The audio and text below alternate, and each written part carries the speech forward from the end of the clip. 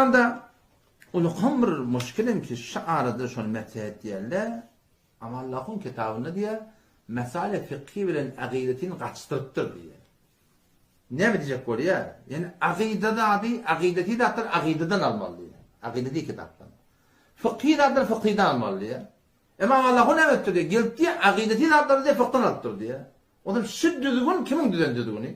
Biz hiç inkarımız yok ki mesale akidetini akideden almalı. Kitabı akideden almalı. Onun vurun yok. Bir de onun inkarımız yok.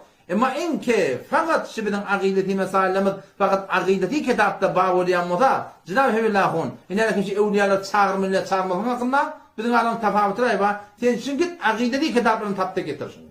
Şu kadim akideti yanına kitaplar da ki o zamanın bizler mefsede yokmuştuk. Evliyalar çağırmak ol. Geçen Kur'an'a avratı yokmuştuk da. Sen şuradan tapta getir. Şun haytı bir yerine evliyalar çağırtan bolya deyiptir.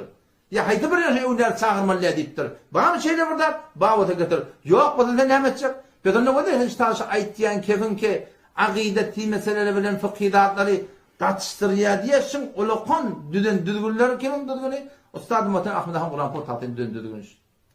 Akideti meseleleri kitabı akideden almalı diye. Onun fıkhidatta falan fıkhidan almalı. Şu düzgün düzgününüz var.